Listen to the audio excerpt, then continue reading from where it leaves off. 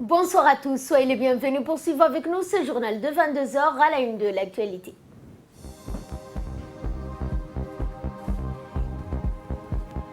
Le chef de l'État Ismaël Omar Guelleh a présidé ce matin une réunion ministérielle sur le bilan et suivi de sa tournée dans les régions de l'intérieur. En nouvelles du monde, une 6e nuit de violence aux États-Unis, des heurts près de la Maison-Blanche ont même éclaté. Bonsoir à tous. Le chef de l'État Ismaël Omar Guelleh a dirigé ce matin au Palais de la République une importante réunion sur le bilan de ses récentes tournées dans les régions de l'intérieur. L'ensemble des ministres accompagnant le chef de l'État lors de cette tournée étaient présents en préparant cette réunion, outre l'élaboration d'une liste détaillée des problématiques constatées sur le terrain. Lors de cette tournée, le chef de l'État a mis à profit cette audience pour requérir aux ministres réunis, chacun dans son domaine, un mécanisme précis d'action pour remédier aux défaillances enregistrées dans les régions de l'intérieur. Un ordre spécifique a été donné en vue d'actions rapides sur les problématiques liées au renforcement du niveau de santé, au déficit d'eau et aux précarités sociales. Cela en raison du fait que ces thématiques relèvent des préoccupations pressantes et à l'ordre du jour dans l'ensemble de nos régions de l'intérieur. Ce focus présidentiel donne également la pleine mesure de la détermination de notre pays à adjoindre, à l'instar de son combat salvateur contre le coronavirus sous nos cieux, le développement de ces régions de l'intérieur dans la liste de ses principales priorités. Et justement, le chef de l'État a fait un bilan de ses récentes tournées dans la région de l'intérieur, intervention que je vous propose de suivre. Je vous ai appelé aujourd'hui pour faire un bilan à la suite de notre tournée dans les régions de l'intérieur du pays. Chaque département ministériel est concerné, surtout ceux qui ont fait l'objet de remarques, qui ont fait l'objet de doléances. Nous allons revoir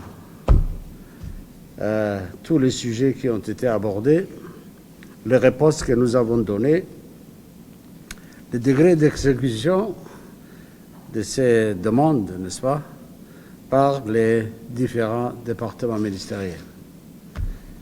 Nous allons faire ce bilan et chacun donnera la réponse et nous allons faire une visite de tous ces sujets ensemble. Et à l'issue de la réunion, le Premier ministre est revenu sur les points forts de cette réunion avec le chef de l'État. Voici ses propos.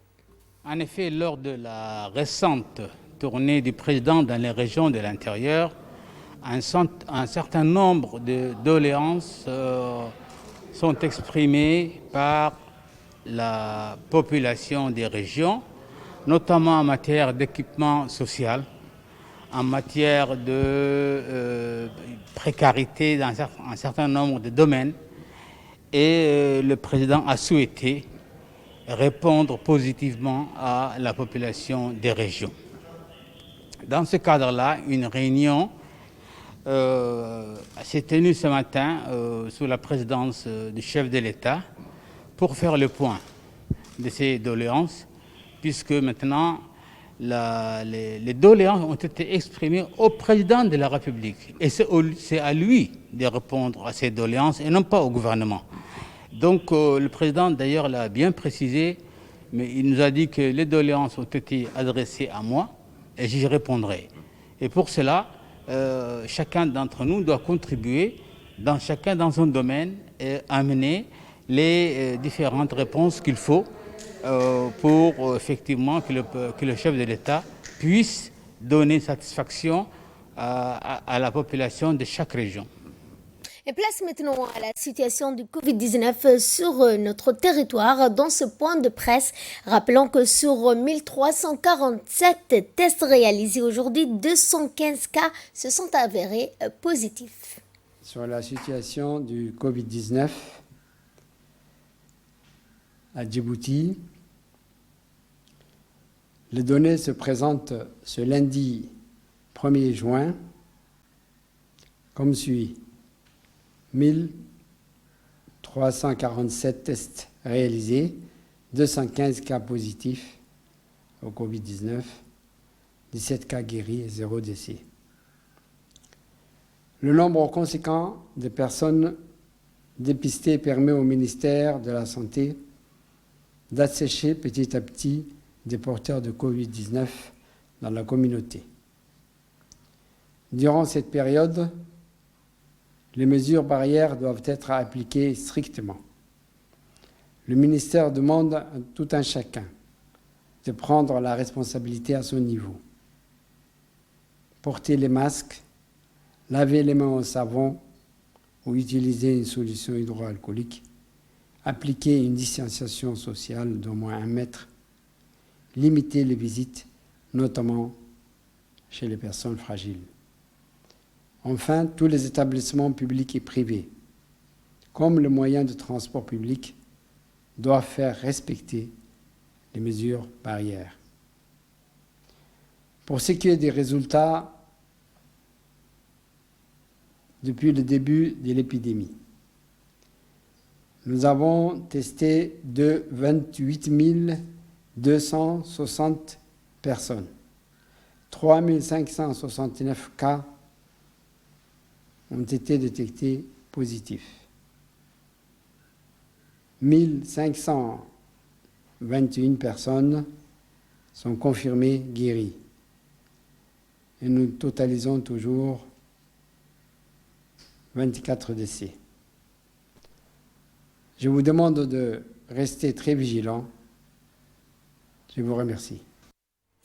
La commission des affaires étrangères dirigée par l'honorable Abdelrahman Awali Yassine s'est réunie ce matin afin d'examiner le projet de loi numéro 81 de l'année 2020, 8e législature, portant sur la ratification de la charte constitutive du Conseil des États arabes et africains des États côtiers de la mer Rouge et du Golfe d'Aden. Le gouvernement étant représenté par le ministre des Affaires étrangères de la coopération internationale Mahmoud Ali Youssouf, porteur de cet accord régional réunissant les Africains et les pays arabes, au terme d'un débat riche et instructif, un avis favorable a été émis par les membres de la commission pour la transmission à la prochaine séance publique de cette charte.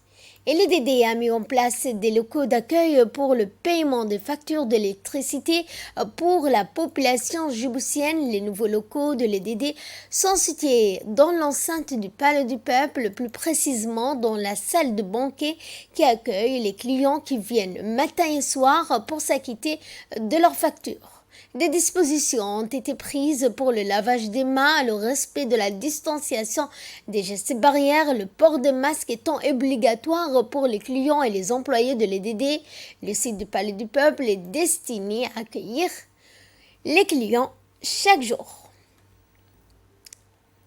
Direction la Somalie, les forces armées djiboutiennes ont octroyé ce matin un don de denrées alimentaires de première nécessité de 30 tonnes de rations alimentaires telles que le riz, le sucre, tomates, dattes et farine. Ces denrées alimentaires ont été acheminées via un avion des forces armées djiboutiennes. La région de Hiran sont déployées les forces armées djiboutiennes du bataillon Hill. Ces vivres sont destinés aux populations de la région victimes d'inondations le mois dernier. Dès 6 heures du matin, tout était en place sur le tarmac de la partie de l'aéroport des forces djiboutiennes. Le général des forces armées djiboutiennes, le général Zakaria Cher Ibrahim, le général de division Ali Taher et commandant de la garde républicaine, M. Mohamed Jama, ainsi que le général ont accordé une interview à notre collègue Mustafa Ibrahim sur ces dons alimentaires. Et après le décollage de l'avion des forces armées à Djibouti, cet avion est arrivé à Beledweyne 2 heures plus tard à l'aérodrome.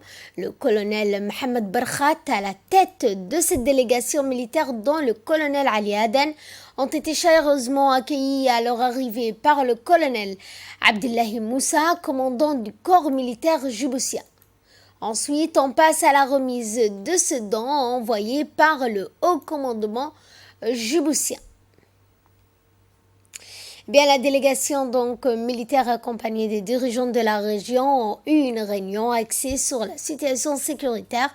Côté djiboutien, on note la présence du colonel Mohamed Barkhat, le colonel Abdullahi Moussa, commandant, ainsi que l'adjoint du commandant du camp militaire Osman Bile. La partie somalienne de Hirsch Bile était représentée par le président de la région, Mohamed Abdi Waré, le gouverneur et ministre de la Justice, celui du pétrole et des ressources naturelles. Retour à Djibouti où le directeur de la CAM a réceptionné ce jeudi un lot de masques chirurgicaux octroyés par le PDG de l'Ivorijet Service, Tommy Tayoro, dans un contexte d'épidémie du Covid-19. Cette donation de 13 000 masques est une aubaine pour garantir une protection efficiente de nos personnels soignants engagés, entre autres, dans la prise en charge de la maladie. Le PDG d'Ivorijet Service n'en est pas à son premier acte de solidarité. Tayoro, le PDG de la société Ivorijet, ces dons est composé des masques FFP2 et des masques chirurgicaux. Ces produits sont très utiles pour la protection des personnes soignant contre le Covid-19. Ils sont arrivés au moment difficile où la propagation des maladies prend l'ampleur.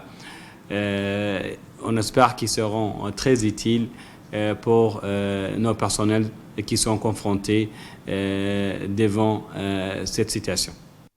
Nécrologie, cette fois, c'est avec une grande tristesse que nous avons appris le décès hier soir de feu colonel Mohamed Outé, Roblé, survenu à l'hôpital militaire incorporé dans les FAD en 1977. Le regretté colonel Mohamed Outé a eu une brillante carrière militaire. Premier commandant d'unité de la compagnie parachutiste, il a occupé plusieurs hautes fonctions durant son service jusqu'à devenir chef de corps du régiment interarmé de Tadjoura. Il a été aussi impliqué dans la mission onusienne. Il faisait partie du contingent déployé en Haïti en 1995. Il fut décoré de la médaille d'honneur de la nation, de l'ordre du régiment, de la médaille du chevalier de l'ordre national du 27 juin en 1987 et de la médaille de l'officier de la grande étoile de Djibouti en 2011. Il a été mis à la retraite en 2013 au grade de colonel après 44 ans de loyaux services. Il laisse derrière lui une nombreuse famille dont 4 enfants. Nous prions le tout miséricordieux de l'accueillir dans son paradis éternel. Inna lillahi wa inna ilayhi raji'un. Autre nécrologie, le décès cette fois de colonel Aden Oukiye Bouh, survenu à Djibouti. Né en 1948, il a intégré les forces armées djiboutiennes le 1er juillet 1977. Administrateur chevronné, le regretté colonel Aden Oukiye Bouh a été un officier exemplaire durant sa carrière militaire. Il a occupé plusieurs postes clés, à savoir adjoint du directeur financier des FAD jusqu'à devenir chef de corps du régiment quartier général en 2004. Il fut décoré de la médaille d'honneur de la nation à l'ordre du régiment en 1980, de la médaille du chevalier de l'ordre national de l'étoile du dévouement en 1983, de la médaille du chevalier de l'ordre national du 27 juin en 1995 et de la médaille de l'officier de la grande étoile de Djibouti en 2007. Il a été mis à la retraite en 2013 au grade de colonel après 43 ans de loyaux services. Il laisse derrière lui 11 enfants et 28 petits-enfants, dont Dr Timiro, directrice technique de l'hôpital Cheko. Inna lillahi wa inna ilayhi raji'un. Et de là, nous passons à ce qui domine l'actualité internationale. En Arabie Saoudite, des milliers de fidèles masqués ont afflué dimanche dans la mosquée saoudienne qui ont rouvert leurs portes dans tout le royaume, sauf dans la ville sainte de la Mecque. Après plus de 2 mois de fermeture en raison de la pandémie du coronavirus, en application des strictes règles de distanciation, les fidèles ont dû se plier à certaines consignes comme apporter leur tapis de prière et se tenir tenir à plus de 2 mètres les uns des autres. Ils ont également dû réaliser leur ablution chez eux et non dans les mosquées. L'Arabie Saoudite, qui abrite les lieux les plus sacrés de l'islam, a fermé les mosquées pendant plus de 2 mois pour limiter la propagation du coronavirus. Et c'était dans les titres mort de George Floyd, une 6e nuit de violence a lieu aux États-Unis. Des heurts ont éclaté près de la Maison-Blanche. Explication. Ville américaine, une foule de manifestants s'était rassemblée devant la résidence du président américain Donald Trump, en scandant des slogans, en allumant des feux et en brandissant des pancartes. La colère qui a explosé à Minneapolis, dans le Minnesota, après le décès lundi dernier de George Floyd, un homme noir de 46 ans, aux mains d'un policier blanc, s'est rapidement propagée dans tous les pays. Au moins 75 villes des États-Unis connaissent cette nuit du 1er juin des manifestations contre le racisme et les violences policières vis-à-vis des minorités. Des milliers de soldats de la garde nationale ont été déployés dans 15 États et à Washington. Le déploiement des forces de l'ordre n'a pas empêché certains débordements et des pilleurs se sont attaqués dimanche à des magasins d'un centre commercial IP à Santa Monica. À Philadelphie, sur la côte Est, plus de 50 personnes ont été arrêtées pour pillage depuis samedi, selon la police. Les violences ont gagné de nombreuses villes ce week-end, dont New York, Philadelphie, Dallas, Las Vegas, Seattle, Los Angeles, Atlanta, Miami, Portland, Chicago et Washington. Des routes ont été coupées, des voitures et des centres commerciaux incendiés et les forces de l'ordre, déployées en grand nombre, ont répliqué par des gaz lacrymogènes. Voilà, c'est sur ce point que ce journal touche à sa fin. Merci de votre fidélité. Excellente soirée à toutes et à tous.